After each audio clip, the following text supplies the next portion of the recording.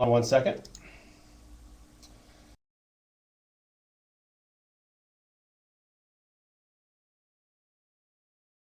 All right. Thanks, everybody. Let me go ahead and reset that all-important poll. Okay, so yesterday we talked a bit about the rules of MAPS 2.0. And again, I'm aware this was very much a ERMC-centric presentation on how things were done. Part of explaining how we're doing things here, I was hoping to get some feedback, if anything, just to jab some sticks at some of the other regions, so you guys would be a bit more vocal on things that you're doing well. I know each of the pockets of the regions do have some skill sets that are very unique. Seeing Ryan Murphy's presentation on data made me very jealous, because I know that's really a blind spot for us, and you guys really have that nailed. And Emily's told me that Pacific does some great things out there. But again, this will be a presentation. Hopefully, many of the ideas here can be scalable to each of your respective regions, even though things may have be a little bit unique here in Europe. So yesterday was guidelines. And today we're going to be talking about, now that you've got the rules in place, what are the tips and tricks? What's the low-hanging fruit, these real hidden gems, as we'll call them, to make a real impact? So first things first, I'd like to take a step back and let's look at yesterday for a moment. This was the feedback I got from yesterday. So I took out most of the, 80% of this was related to audio questions, but I want to step through some of the thoughts here about some feedback before we move from rules into gems, just to make sure I close the loop. First question, how are you gathering signature data? So you saw the time to close chart from yesterday. How many records do we have open at 4 p.m.? Truth be told, we do this manually. And really what we were doing was we do a screen capture at 1600, 1615, somewhere around there. And we kept it very simple, bold versus not bold. There are other ways to get after this that are more advanced, probably the kind of stuff that Madigan's figured out. But for us, we had our huddles right at 4 o'clock, so I went through and every day we kept a track of it. Okay, let's see, Ms. Shelton Smith, longtime listener, first-time writer. Would you say your success in Europe is due to the amount of resources you have on hand? Absolutely, Tammy. One of the things everyone's aware of is how CST heavy we are here in Europe. And the question is this what we can do to get after these solutions, or are these something that can be replicated?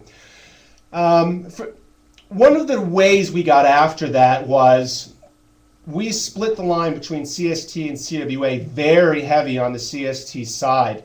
We only have 5 CWAs in all of Europe. So you can see definitely the losses we have not having access to those CWAs, and it really filters some of the presentation you saw yesterday and you're going to see today. But that being said, keep in mind an important point I talked about yesterday, which is being able to pull resources from nearby MTFs into these MATS 2.0. So we were just at Wiesbaden, and we pulled trainers for a week at a time from all over, from Belgium down to Vicenza, all the way out to Grafenweer to make this happen. That's TDY, and that costs money. But for me, if you really want to make a difference, you have to bring resources to bear. If you just show up with 1, 2, or 3 trainers, it's going to be a problem. You're really not going to get that critical mass. So while other sites, other regions don't have as many CSTs as us, I really think if you're willing to move them around a bit, to really throw some weight behind a MAPS 2.0, you can get after that. Let's see, Major Dominici. Great stats, how you've improved documentation, but I'm interested in the quality of care and support staff satisfaction. It's a good point. So yesterday I showed you some stats related to the time to close, as well as what we were able to get after with the E&M shift. I want to make certain, though, that I don't fudge the subject in that was really our only focus.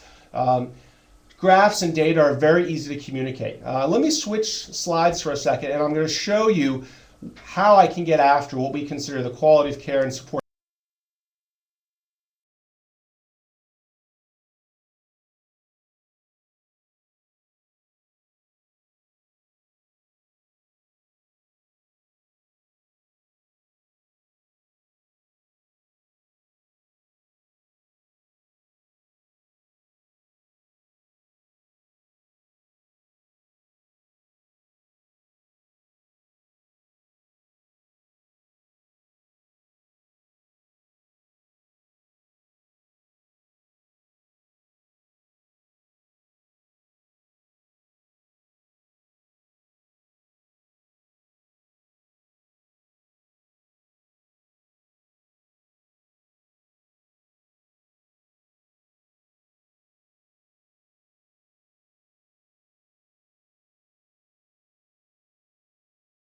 I'm sorry to interrupt you, Ron, but we lost audio.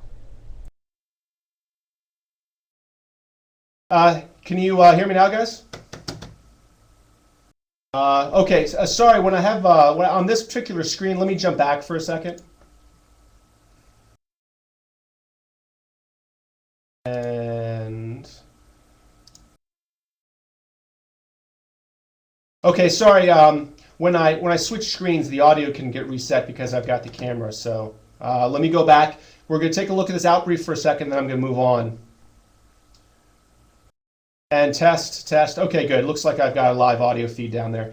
So what I'm getting after here, answering the question relative to, hey, are you guys too focused on data? And how do you get after all those other elements? How do you get after the morale, the quality of care? And really from that perspective, it's anecdotal. So we get feedback. We take quotes.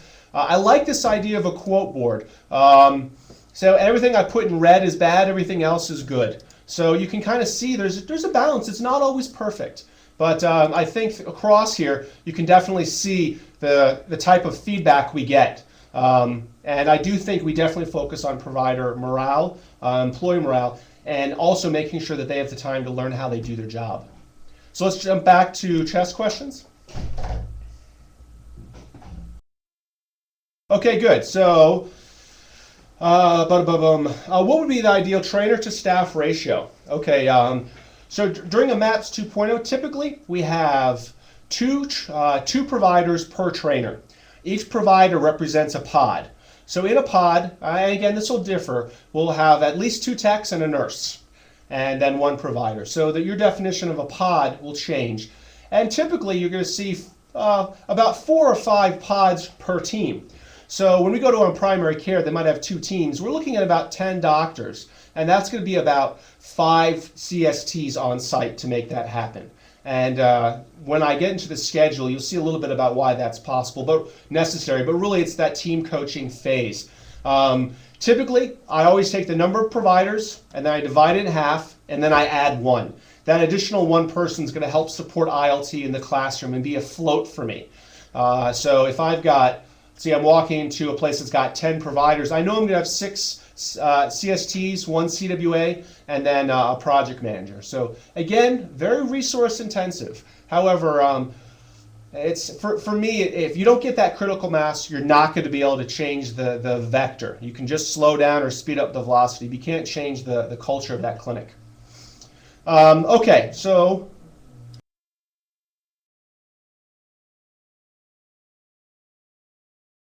Ron mentioned he brought 5 trainers, pods. Okay, some other questions about pods. Okay, so I think those are mostly the questions from yesterday as far as that data. Great, so let's move on, and then we'll have some more questions. Who do you use as the project manager? Okay, Ryan, he sent me a question, tweeted me a question online. The project manager in Europe is always a CWA. Different reasons for that. Again, we only have 5 CWAs in all of Europe. And because of that, I guess those are our most precious commodity here. And also the CWAs, because we know we're going to have a CWA at each site, and because we know that they get moved around very much, our CWAs by default have the most MAPS 2.0 experiences. We've got 40-some trainers. So initially, when we were trying to look for some consistency, we went towards the CWA. Now that I've got some senior trainers who are very good at MAPS 2.0, I'll be looking to make some changes there. But thus far, all of our MAPS project managers have been a CWA. That being said, we also have a program manager, myself. My job is very simple. I don't get involved in the day-to-day activities as much. Sometimes I will step in, but for the most part, I'm looking from a program perspective. How is this project adhering to more or less the program standard we set forth? And also, I do a lot of mentoring. So I'm always the project manager behind the scenes. For those who know me, I'm often the project manager in front of the scenes. But my goal always is to get a project manager who can stand up and then step away. So we do a lot of mentoring here. A good question about group practice managers as well. Typically, you're supposed to have 1 group practice manager per MTF. Many sites are just coming online with this. As they move to PCMH, this is really becoming a requirement. When I go into those facilities to do a MAPS 2.0 and they've got a group practice manager hired, I get very excited because that person's going to get after empanelment for me. That person's going to be my metrics guy. When I leave, that's the guy who's going to have his finger on the pulse on when quantitatively things are going off the rails. Group practice managers are still being hired. Honestly, I can't give you a good ratio of how many have been hired yet. All right, back to the PowerPoint.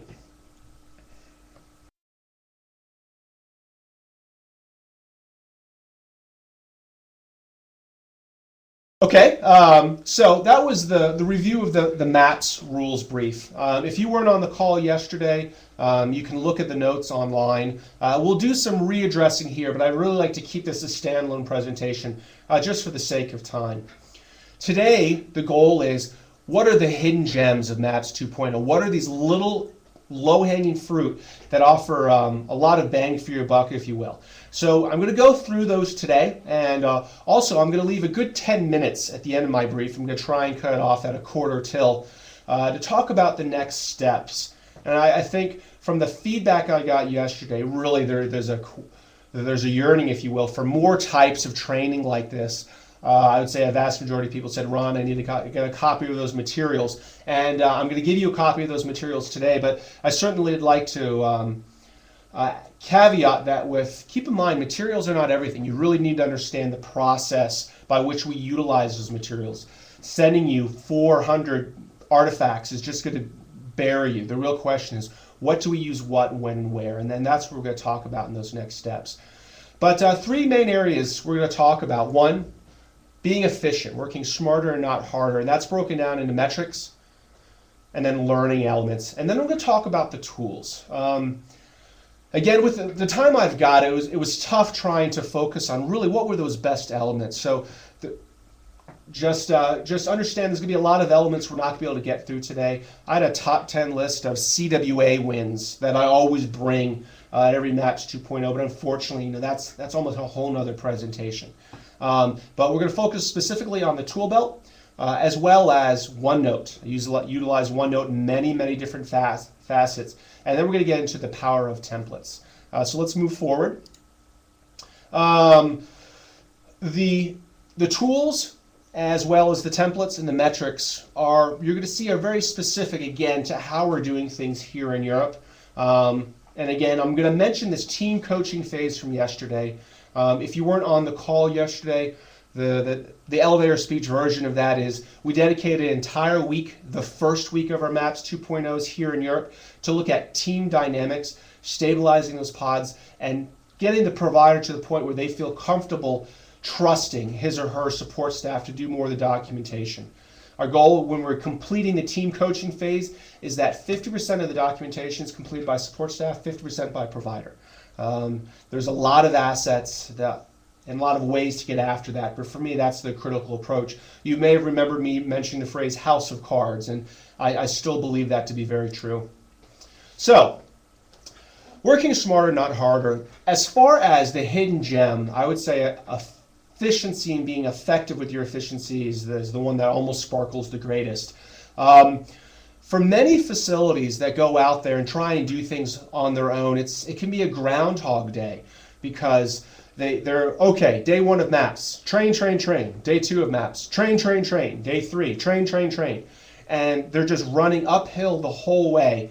And they're not taking a step back to say, listen, is there value? Is as they would say, is the squeeze worth the juice? So taking what we call a tactical pause here to look at what makes an effective use of your time is very important. They come in and will say, hey, we got 4 weeks to do a MAPS 2.0. Slow down, Ron. This is only day one. Well, that's not true. From my perspective, I've only got the first 2 weeks to get after my team coaching and get into my training. I really want week 3 to be about workflow and teaching those new initiatives. And if you remember from yesterday, week 4 was actually nothing. That was sustainment. That was supposed to be building muscle memory. That was supposed to be allowing the teams to get into a battle rhythm utilizing these new tools. So one of the things that's very important as far as being efficient is making sure you get after stuff that you can get after. One of the elements that people don't realize is your preparation, everything that goes into planning and setting up your MAPS 2.0 really defines what you're going to be able to get after. I often say 80% of your work is done on day one of the MAPS 2.0. If they haven't got their provider pod stabilized, if they haven't moved rooms around, if facilities hasn't come in and switched a office into an exam room, if you haven't deployed your tablets yet, that's just not going to happen while you're there. You have to let go of that. I mentioned it yesterday and I'll mention it again. 8-10 Simple Plan is 100% failed. So you have to look after what are those things that you can be an agent of change for in that first 2 weeks. And unfortunately, it's not a lot. And this isn't to say I don't want you to reach for the stars, but if you want to reach for those stars, you need to start reaching 4 or 5 weeks before the deployment. So coming in, knowing where to be effective is a key element. Because I see a lot of people, their out briefs say, we started this, we moved in the right direction of that, we gave them good ideas about that. You know, for me, that's a 0. If you haven't left it with being trained and part of muscle memory, more than likely, even though it might be a great idea, even though it might be the better mousetrap, it's just not going to stick, okay? So, second element, this is the importance of metrics. Metrics aren't everything. And you remember I said yesterday, time to close, and again, I define time to close as how many records are open at 4 p.m. Time to close isn't everything, but it's a symptom of everything. A lot of sites talk about how can we get after metrics, Ron? How can we show a quantitative bump that we were there? And really, you have to drive those metrics into submission. And people overlook metrics because it's tough. I don't have a data guy. I don't have someone that can get me the metrics I need. But if you go through and you take a look at those programs that do make a difference, it's because they look at metrics every day.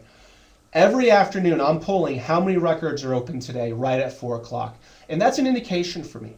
For me, metrics are never the story, but they tell you where to start talking about the story. And I think it's a key element. So metrics, absolutely hidden gem. Most people get away from metrics because they don't understand it. If you take something simple like how many records are open at 4 o'clock, and you track that, and you track that, and you track that, you can really make a difference. Additionally, and I mentioned the group practice managers a second ago, and we'll mention it again when we get to the sustainment plan.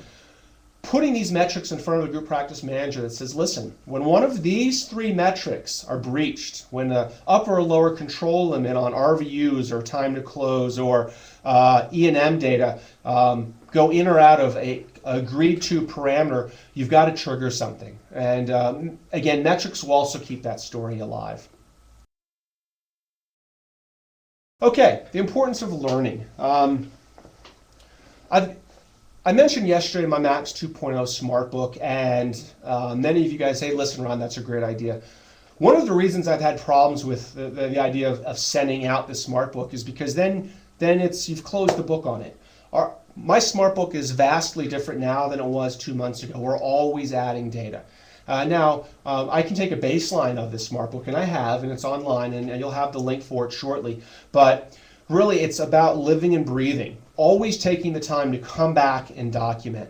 If you really want to know the single biggest success Europe has had, it's because they've centralized, at least having some central assets like a program manager go through, but also this idea of a smart book. The fact that we can grow from one project to the next.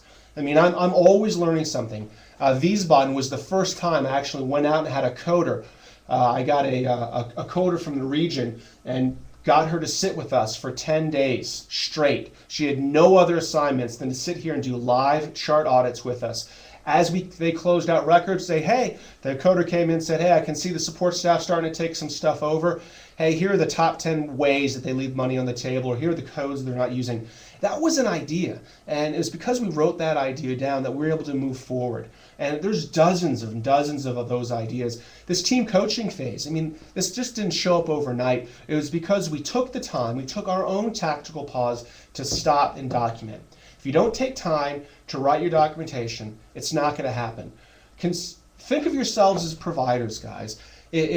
Are you that same provider who's doing all the notes after 4 p.m. or after 6 p.m. or just closing the records? That's what we're going to be at a MAPS 2.0. And I hit this point pretty heavy yesterday, but I'm going to hit it again. The the necessity to go through and track from a project level and track from a program level cannot be overestimated.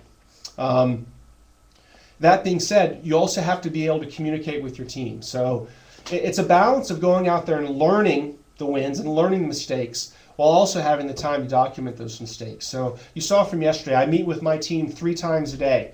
And for those on here who've been on those meetings, they move at a pretty decent pace. If you actually look at the fact that we only have 1 week for team coaching, 1 week for training, 1 week to change the workflow for the whole clinic, suddenly 4 weeks doesn't seem very long. But our ability to go in there and change the DNA of a clinic really makes a very powerful difference. I want to step into my smart book and show you some of those elements for a moment and give you an idea of where I'm trying to go with this. So let me switch over, and hopefully I won't lose audio on this.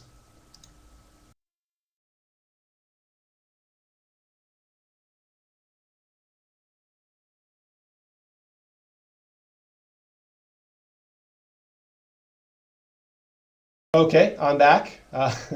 This panic button is actually a great idea. I appreciate it, guys. Thanks for not hitting the Ron fail. Okay, so can I get someone hit Ron fail? Thank you. If you can see my Maps 2.0 Smart Book on your screen. Okay, perfect. Thank you. Okay, so I'm going to go ahead and enable full screen, and I'm going to go ahead and hit full screen. Hopefully I won't lose audio because then I won't know. So the Maps 2.0 Smart Book. This has allowed me to get after my process and really improve the process. I stepped through this yesterday, but I really want to take a look at the guide. This document, which was put together actually by my wife, Rachel, who's a CST, what to expect when you're expecting. We have nurtured this document. We have really built it up from the ground up to be a really low-level planning document of knowing what you can get after in the time frame you have. I can take something like that, and then I can go take a look at a document like this, an after-action report, and give you, I know it's a 5-second delay since I'm looking at my desktop. Hopefully it's popped up now. But the ability to go in and actually step through a quantitative process and say, this is exactly how we're going to come out and deploy this MAPS 2.0 at your clinic. This has really been a labor of love. And again, it's been incremental. Every step of the way we learned something. Every step of the way I met with the team and we came back in and said, how can this be better? How can we be better? I took feedback, honest feedback, and you get that from the quote board from the clinical staff and said, where did we let you down? And they're brutally honest with us, and I put all that information in here. And the ability to have something like this, to send out information where I could go through and say, this is everything you need to know about the pre-deployment phase, or this is everything you need to know about the team coaching phase. And again, aware of the delay. But as you go through this, I'll scroll down slowly. Just want you to grasp the fact that we've got, in the team coaching phase, there are 5 different steps, from observation to data mining to some low-level chart auditing, down to the provider interview, and then ultimately the team dynamics discussion that we got smarter at. And the only way we got smarter at it was we gathered information, we met, and we documented the information. Particularly this idea of the chart auditing. The idea that we have this discussion, 20 minutes to 20% more RVUs, some real low-level stuff, just getting us smart on, hey, we spend so much time in the SO, but really it's the AP that makes all the money. Hey, and did you know if they go through and mention that they had ice or elevated their foot or took a heat pack, that shows up as another therapy, and that's a point that goes right after the medical decision-making, the all-important part of the E&M code. Or if you put them on a 6-slip or a profile, that means exponentially more to the value of the code than entering 3 or 4 more systems. And we certainly didn't know that. So, but again, that's how you learn. So let me step back.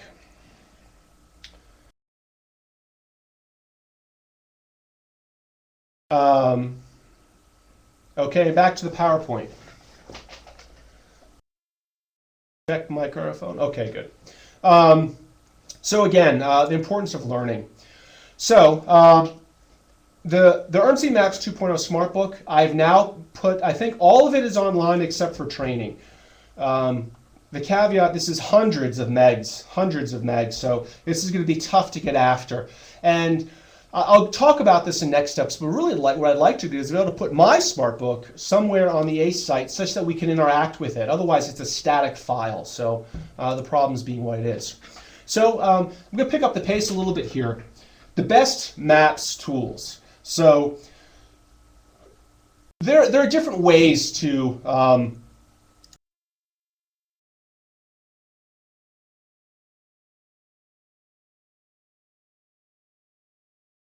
some real simple things here. But as far as where I feel the bang for the buck is, these are the 5 that matter to me. So let's switch over to my desktop and let's take a look at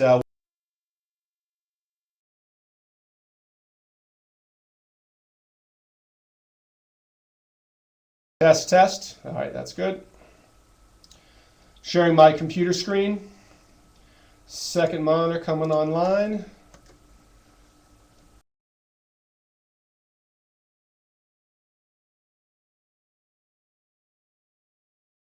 Can I get a Ron fail if you guys can see my RYG tracker?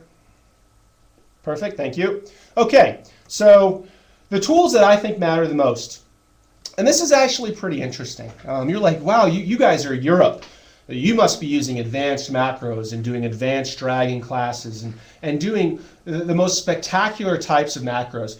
Do you know what? When it comes to a MAPS 2.0, we keep it simple. The first thing that we use is something called the red, yellow, green tracker, the RYG tracker. Pretty straightforward here. And let me go ahead and put you guys in full screen mode. This allows us to go through and document what we've accomplished for each of the staff members. Everything we have at the top or everything we're trying to accomplish. What's good about this, and here's the gem part of this, because many of you guys have seen this, is what I like to do is I do a baseline of these each week. So if I do one at the end of week 1, week 2, week 3, and week 4, and then I show the screen capture to the command so they see what I call reds, then to late fall, then to what I call early spring, and then summer, which is all green. So very easy, a great tool, and it's also great for the command because you can show training quantitatively. The second piece is your metric tools. I really like this as a tool set. Understanding where to get your data. I mean, having a metrics guy is like having a good mechanic. Like, you're proud of it, but you don't want everyone to know because that's your mechanic or a favorite watering hole. You see something here, but having the ability to go through and pull metrics out makes a big difference. I'd like to show 2 other elements as well. These are both elements that I hand out on the first day of training. The first one is what I call the trainer playbook. This is an 11-page PDF, and I print this out and I hand it to every trainer. And it's their guidebook that they use during the MAPS 2.0. And I think this trainer playbook would be great for anyone out there. The first thing is a checklist. It lists all the MAPS efficiencies that they're going to go through, and then they can check through it. I'll click through some of the other pages of this pretty quickly.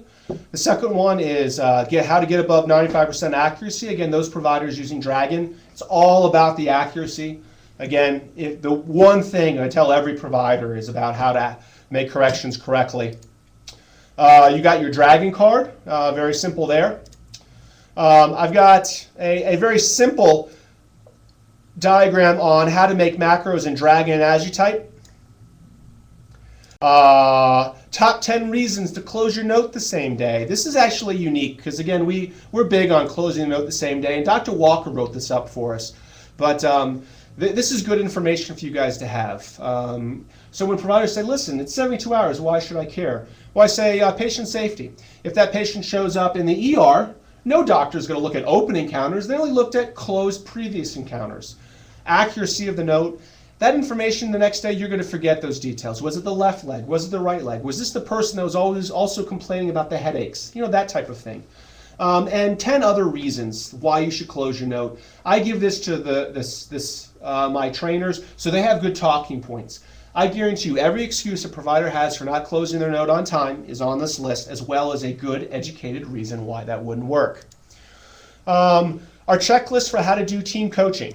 Anyway, as some sample documentation, you get that. So I've got a couple other things, but having something the trainers can hold on to, I think is critical. The second thing we give them is what we call a G2 packet. I think this is a huge win. What is a G2 packet? A G2 packet is our intelligence packet. So let me click to the front. Each packet is specific to a certain provider, okay? So what we do is we find out who's got each provider pod, and we make a packet for that person. And when we do the pre-training, if you remember yesterday, I said the whole MAPS 2.0 team gets together the Friday before the kickoff and spends 8 hours training, getting on the same page. I give them a G2 packet. The first one is a listing of all the macros that we've standardized across those pods. And again, this could be across the whole clinic, but typically it's pod specific, as well as a summary of how those macros are going to look so we can understand that. We also have what we call the KCK-SIMs. These are the top 20 labs, rads, and meds, as well as diagnoses and CPTs. This is perfect when you give your trainer so they can create those order sets. We create something called supersets here, and a superset is basically a diagnosis-specific order set. So you have a diagnosis like diabetes. So we'll make an encounter template that has all the procedures to go with that, as well as the labs, rads, and meds that go through that. So these supersets are really powerful. They do take time, as Chuck Duffield can tell you, having spent weekends trying to put these together before his MAPS 2.0. We also have some RVUs specific to that clinic, as well as RVUs specific to each of the pods. Their time to close data. So anyway, the G2 packet. So we get trainer packets and we get the G2 packets. I think those are very critical. Let me jump out of full screen for a second, just to make sure I haven't missed anything. Okay, good. No one's hitting the panic button on me. So let's look at some of the other tools that I think are valuable. As you type. As you type is, we all know that as you type is the workhorse of any MAPS, and it's no different with the MAPS 2.0. But like I said, I keep it simple. When I talk to a provider about trying to convince them to trust their team, we have a very simple conversation. So, sir, ma'am, if you would like, if you could get your support staff to document an HPI exactly the way you would every time, would you be comfortable letting them complete the HPI on their own? And typically they say yes, but it has to be standardized. And the answer they often give me is medics ask too much. So what I say is, tell me for each of your top 10 diagnoses how you want the HPI to look. So if you look at my screen, So what we do is we keep as you types. Very simple. Just a list of what they're supposed to ask for each chief complaint. So we go through and say, let's try .pain. Hold, please. How about .headache? .head. Okay. So, and again, this can be provider specific, but we go through and find out what their top diagnosis is. And again, we have a standard of this, but this is as complicated as we get with AgiType. It keeps it very simple. Just what do they ask? It's a very simple template. We had them fill out, it would be pre-populating with paragraphs, and we had ask commands, but that became complicated because often the medic came back and said, well, the patient tells me stuff in different orders than the ask command gives them to me, so we just left it like this. At the end of the day, if you keep it simple, it's going to work. As you type, our key element, I would never do a MAPS 2.0 without it. Dragon, keep it simple, folks. I only talk about accuracy with Dragon. That's all I really want to get after. And then 3 other things I want to talk about as far as powerful tools. One of them is DCO Chat. Real simple. DCO Chat is an instant messenger that they can put on their desk. This is great when a provider wants to send something immediately to a medic or to the front desk. If you have a DCO account, DCO Instant Messenger works.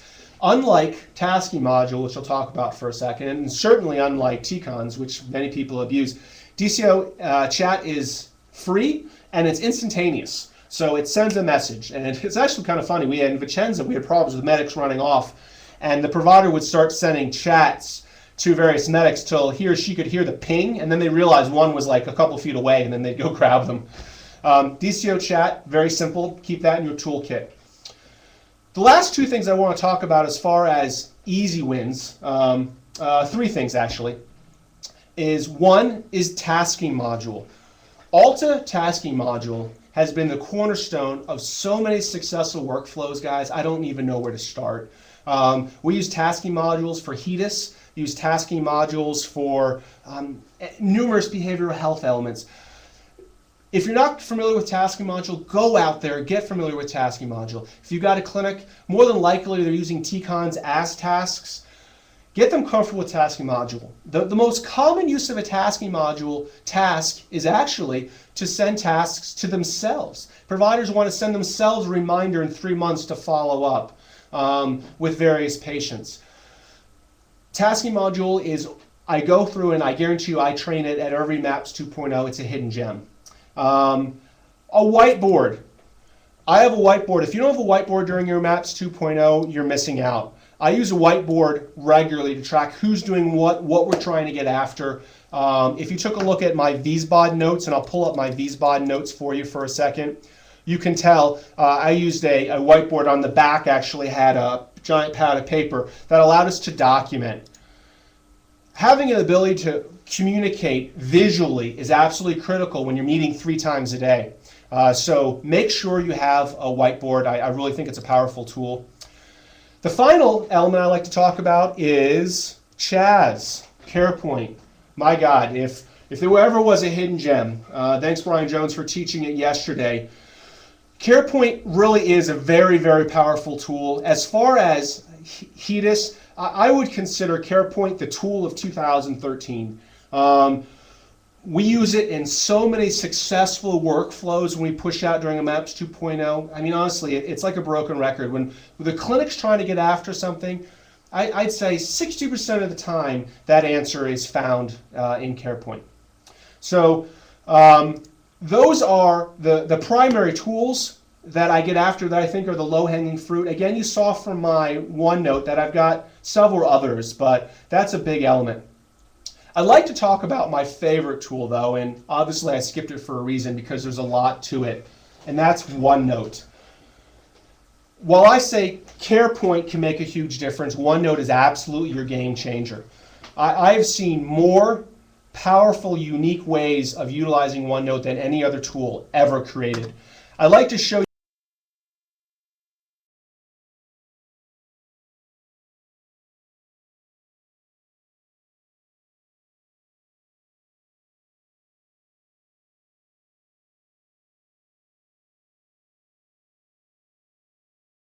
screen as well if you want to take up your whole screen. So I'm going to show you a quick example. One, using OneNote as a smart book. So what you're seeing here is a OneNote from Bamberg Army Health Clinic. Each of those tabs represents an area of knowledge for them. So they have a page that's all their contact information. They have a page that's all their clinical practice guidelines. They have a page that are all their lab slips. They have all their sick profiles. Anything they would need, they've got up here. And unlike the MedShare, they can control this. This is their world. It's a living, breathing document. And it's very easy to search OneNote. You put something in quotes and it pops right out. So I've seen more and more clinics use OneNote as a smart book, and I can see why. Second use of OneNote.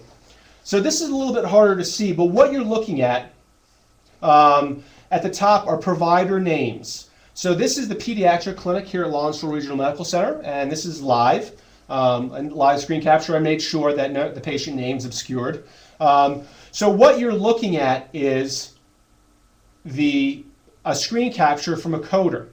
So what is happening here is they use this to communicate with each other. This is the clinic communication tool. So this is Dr. Freeman's. And what they do here, which is very unique, is they have a rule. Anytime a coder changes something, the coder has to take a screen capture and they throw it in a provider folder. So here you see, hey, use a combination of 493 with extender code. Do not use this code, rah, rah, rah, something else. So, and what happens is when the provider gets that note, says, okay, I used the wrong code, then they'll delete that. Or, you can't see it here, the coder has her own tab. And then they can drag this page back to the coder and say, listen, I disagree. But also, let me skip to the next slide. Rachel, the CST at Pediatrics, has her own tab. So this is obviously a monstrous Alta error. So they took a screen capture of it and drop it in Rachel's folder. And Rachel can take care of that. There's also, you'll see an EST folder. So Rachel will go through and track ESD tickets for folks. So this is a very powerful communication tool. Additionally, you'll see Pediatrics has an immunization tool here, immunizations tab. They take a screen capture of the shots someone's supposed to get for a well baby, and they throw it in immunizations, and immunizations sees it come up. So when the baby comes in, they immediately know how to take care of that patient. And then again, they delete the page when they're done. So again, at the end of the day, this should be a blank notebook. Everything's been processed, but it's an incredible way to communicate. Yet another example. This is internal medicine. So here you're also seeing a similar format where each of the tabs in OneNote are provider name. And what they do here is the techs will go through days, weeks ahead of time, and they'll open up a Word document. Dr. Birchfield here does all his documentation in Dragon using Word templates.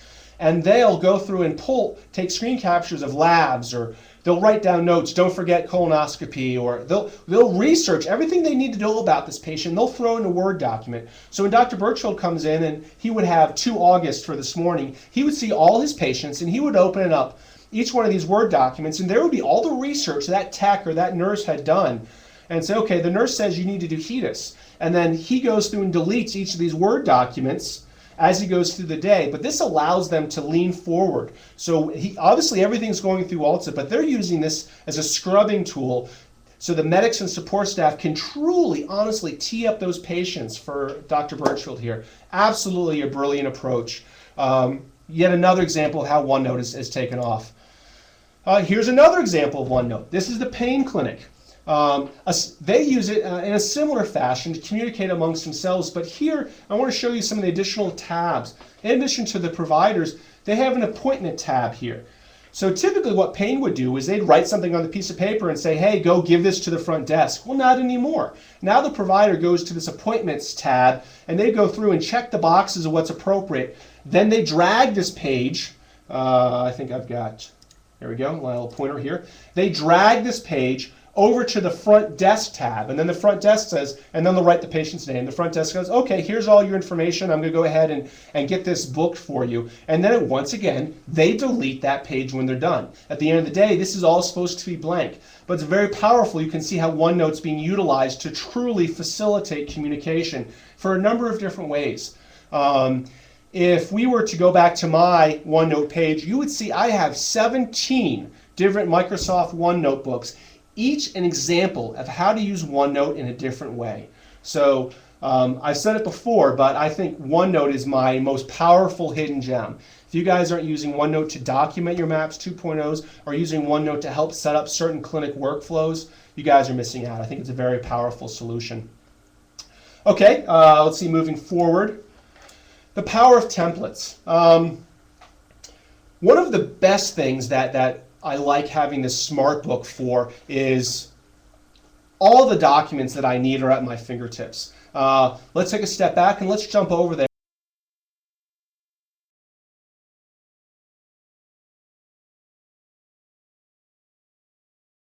Okay, check, check, check.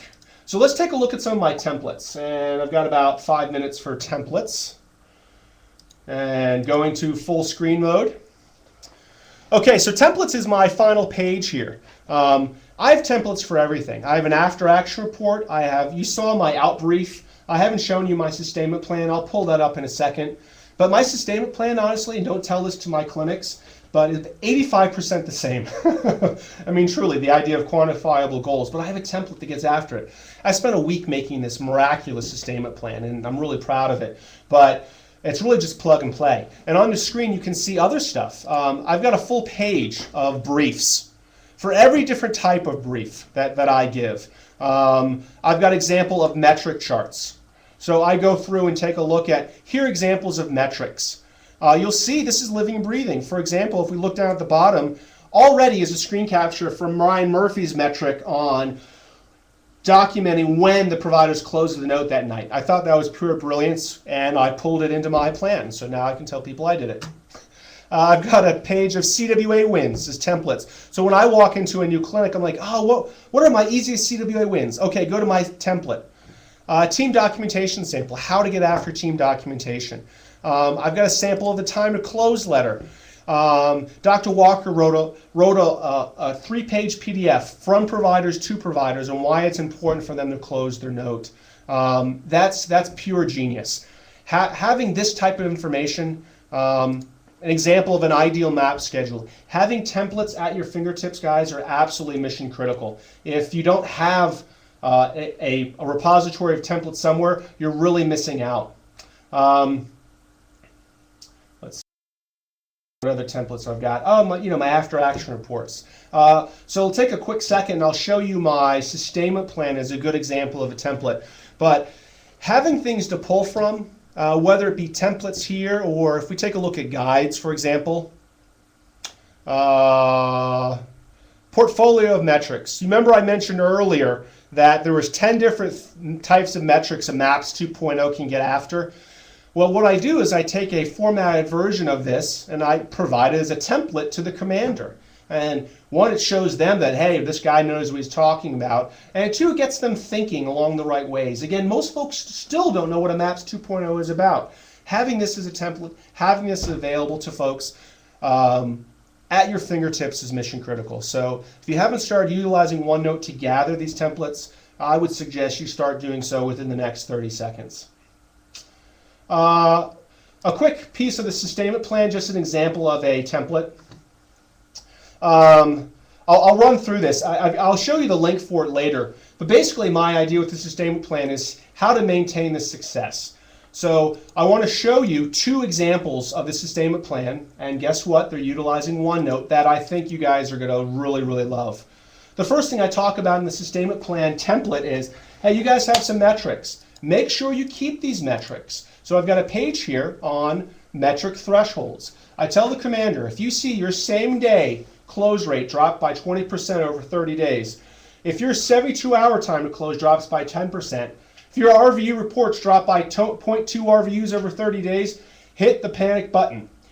If you don't, you will lose the MAPS 2.0 success you've had. So this is a big piece to that.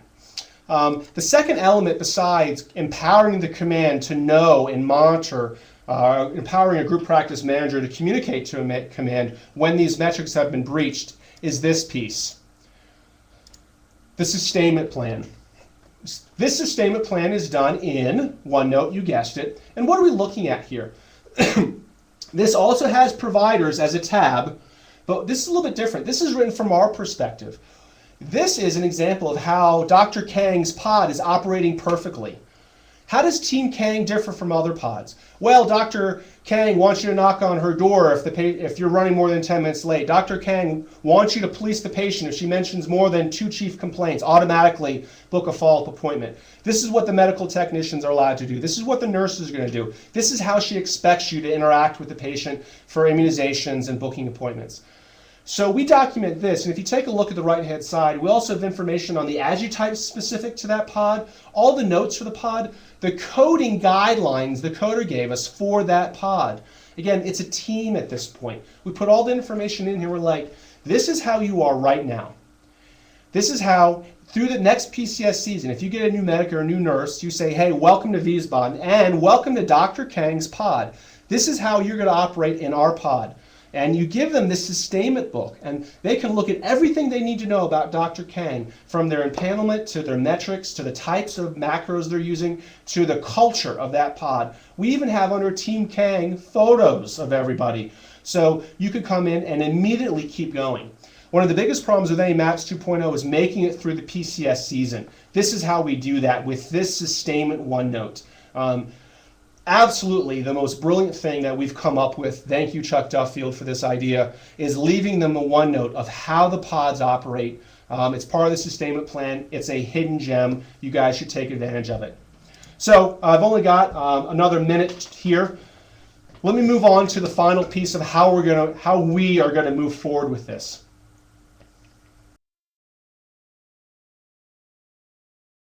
Check. Okay, good. So, Ron, this is all fine and good, but what are we going to do now? Yesterday, I took a poll of what do you guys think the next steps are?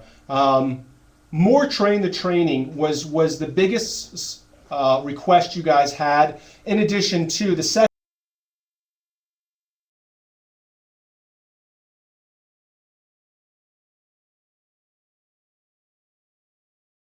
But everyone, including the commanders, are like, so what? The reason they want to check the box is because they don't only know that there's a box to check. They don't know this talk about an intervention or clinical change or escape velocity or culture. Setting those expectations, I think, would be a big piece as well. But from my perspective, I would say these are the elements that we need to work on next, guys. Sharing of core documents, cross-regional training. Every time I have an opportunity to talk to, let's say, a Leslie Sanders at CERMC or a Ryan Murphy out in Pacific, I'm like, we got to keep doing this. Obviously, we're trying to do stuff here, but we're Galapagos Island. We're growing three-headed turtles out here. I don't know what works. I don't know what doesn't work. I know what works for Galapagos Island. We need to talk. Also, we need to get this smart book online. I'm sensitive about just putting the document out there because then it's dead. I want to have it online so we can interact with it. Right now, if I put it on the ACE, you'll be able to download the one files, but you're not going to be able to interact with it like a living, breathing document. So this is a concern for us. Also, I think from the other perspectives, I really like to see those other regions have more of a stability, a centralization about the MAPS 2.0s. Also, and this is very critical, don't forget your most important piece, you guys. We have to get after training. We have to get after learning what MAPS 2.0s are. I think every person on this phone probably had a different opinion of what a MAPS 2.0 was. I've hammered you guys now with what I think the Europe opinion is, but there might be many of you guys saying it's not going to work. So I would say we have to take advantage of our people. I understand I want this to be processed, but what makes us incredible is we have these trainers. These guys have been doing this for 15 years now. We have to leverage our capabilities. And also leverage those traveling consultants. Michelle Murray's Army. I've got Jamie Carson's number on speed dial. I think our ability, we've got two abilities here to really cross-pollinate. One of them is these TSG consultants. If I'm sharing all these informations with the Barbara Bernanke's, with the Dion Bennett's, with the Jamies, and sending them to other regions. You guys should say, hey, I want those guys to come here. Show me what they're working on. And I'm going to tell them, hey, Pierre, you're just out in Western. Come here and show me what you are working on. I think that's a good idea. Also, I like this idea that was recommended to me by Lieutenant Colonel Stone, the ERMC CMIO. Hey, let's do some sharing. I sent her this schedule. It shows the next 4 MAPS 2.0s I'm doing. She said, with permission, Ron, I'd like to send some northern trainers your way so they can see how you guys are doing this. I think this is a brilliant idea. I really think this will be an approach for how we're going to get after taking the best concepts from each one of these. One thing to keep in mind, and from a trainer perspective, I'm a big MAPS 2.0 fan, but if you take a look at this screen, I put this together to show, hey, there's a lot already the average trainer is got in their rucksack. My wife's a trainer, and she complains, Ron, I'm on a treadmill. It's getting faster and faster every day. And now you want me to know MAPS 2.0 and PCMH? Unless I'm wrong, neither PCMH or MAPS 2.0 are even clinical systems. How is that possibly my job? It's a good answer. You look at everything in the left-hand column that you guys are supposed to know how to teach, basically, and then everything in the middle column that you might need to know about to talk about. You guys are dealing with a lot right now. We're throwing systems at you. I think from an AMED perspective, and I would challenge Arlene's office and I challenge the regions, we need to get clear on what are the rocks in the CST's rucksacks if we're going to move forward. I want to shove MAPS 2.0 in every CST's rucksack, but taking a look at this screen gives me pause and reminds me, hey, they're already doing a full-time job. And also MAPS 2.0 is not a clinical system, nor is PCMH. I think collectively we need to get smarter on that. So I know I've run late. I appreciate your guys' time and patience. Without further ado, I would like to share with you guys, hold please, a quick survey. If you would, guys, please go through and let me know what you think the next steps are. And in the final minute, I'm going to share with you guys the MAPS files. All right, so I'll give you another 15 seconds on this. And actually, if you would hold tight for a second, I'm going to go ahead and put on the maps files now, since I know I'm running late.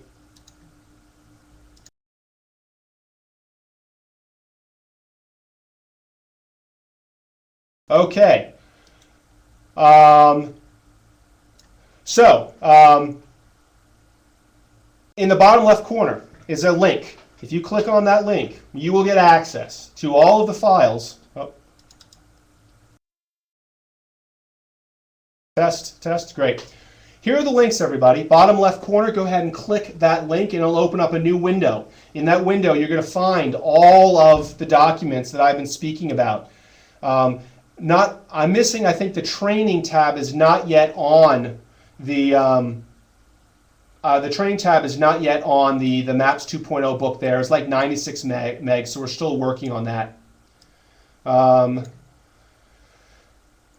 Okay, good. So I think we've got some good training sessions there. I'll leave the link for you guys. I need to spend one more second, though, and flip it over so you can guys do the administrative piece. So let me flip that over, and I'll give my closing comments.